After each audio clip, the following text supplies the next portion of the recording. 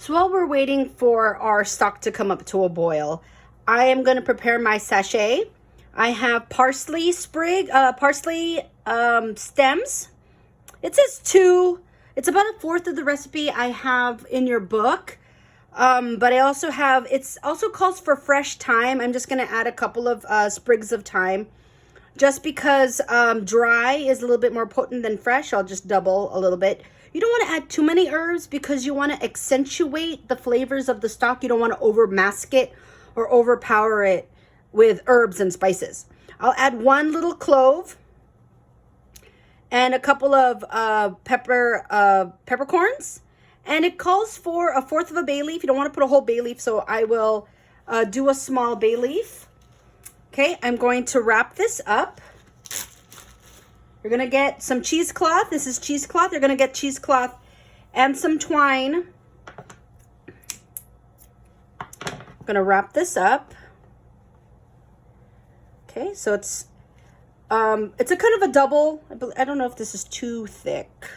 You want it thick enough that it doesn't go through. I am going to just take off an extra layer. I don't think it needs double. So I'll just use 1 single kind of layer of cheesecloth for this. Save this one for another bouquet, another sachet. So I'm going to just pull the corners up. Okay. You want actually, the twine has to be fairly long. I think I cut these a little too short. You want it actually kind of long because you're going to tie it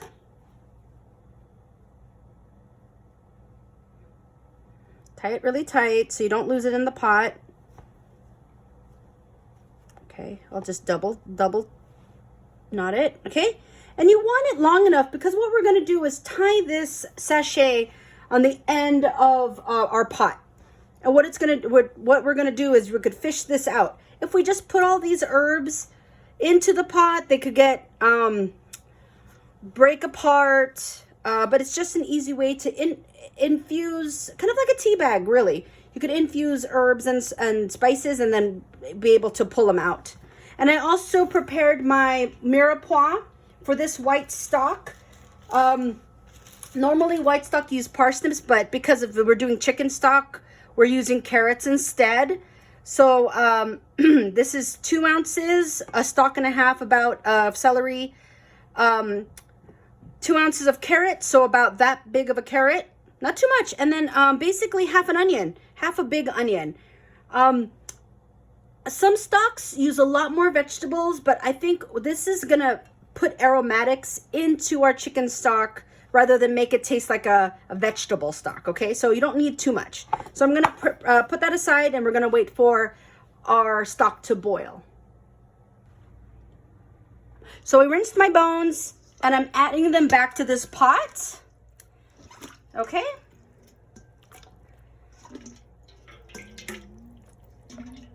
Okay, just they have all the impurities rinsed off. I am going to cover this with 100% water, which is a little bit above, about maybe 2 inches above the meat. I'm going to add my aromatics, okay? My carrots. You want them big chunks like we said before, just so they don't disintegrate. Aromatics, not too much, right? If you want to add a clove of garlic, you can, but sometimes I notice when I'm making stock, it comes through, and sometimes you don't want that flavor in your stock. So I'm going to bring this up to a boil. After I bring it up to a boil, I'm going to skim the scum, okay? Then I'm going to add this bouquet garni, then tie it to my pot. Mainly this is for the big pots, but you know, we have a small pot here. I'll just submerge it. Just make sure we could retrieve it later, okay?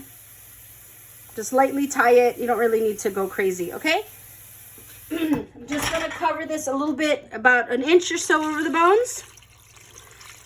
I'll bring it up to a boil, and then I'll show you how I skim off the scum, okay? So bring this up to a boil, and then I'll start skimming the scum off the top, okay? But I'm going to, once it comes to a boil, then I'll put this in, but I'll keep this out for now. And then I'll add it when it's up to a boil, okay? See you in a few. Okay, everyone, I had to move it to the stove because my little burner won't it'll take forever on the little burner. So once it comes to a boil, see how it's not a rolling boil yet, but it should be a rolling boil. I'm gonna add just drop in the sachet. You don't want to put it in too early. Okay, just make sure it's submerged. If you want to put a couple bones on top of that, go ahead. Okay, so what's gonna happen is when it's boiling, a trick of the trade is you want to push it off, kind of offside, so the boiling will just be on one area, and it'll push the impurities to one side. So that's what you want to do. You want to reduce this down. I want it to be like super boiling, but once it's super boiling, you want to reduce it down to a simmer. We're going to reduce it down to a simmer. Almost your lowest, kind of like your rice, very, very low flame. You just want a couple of bubbles. You don't want it overly boiling because you're going to draw out a lot of impurities from the bones, okay? So if it's a slight bubble, you were a little bit less than this. It's a little bit more active. You want a slight bubble. Basically your rice setting, almost your lowest setting. If you get a couple bubbles here and there, see, that looks good. See, that's a couple of bubbles here and there. We're gonna let this go. I'm gonna put a cover on it halfway. Oh my, okay, we're gonna put a cover on it like this, and then I'm gonna let this go. I'm gonna double check on it in a few hours or so, and every 30 minutes, and then skim some scum, see, or the fat. See, there's a little bit of fat here. I'm just gonna skim a little bit off of that. And because we blanched the bones earlier, we won't have that much scum to skim. Okay, what you wanna do is you always wanna just move your ladle to the side and just get that bit that needs to be skimmed. But it looks good so far. I'm gonna double check this. I'm gonna just put the lid on, just make sure there's some bubbles going. Okay, if there's some bubbles going, we're good to go. I'm gonna put the lid on and let this go for 3 or 4 hours. If you are using a crock pot, is fine. Just make sure you'll add it to the crock pot after boiling. That just ensures that everything is up to temperature. And then you could let it sit in your crock pot for 3 times to 4 times the amount of time. So for example, minimum, I think it could be about 12 hours. You just have to have a vessel big enough for your amount. But it should be fine as long as you're on the lowest setting for about 12 hours, you'll have good stock. Or I also heard that if you do it on high, you can do it about half the time, maybe 4 to 5 hours, maybe 6 hours, but your broth won't be as clear. It'll be more cloudy because it'll draw some of those impurities out of the bones, okay? So we'll check this out in class.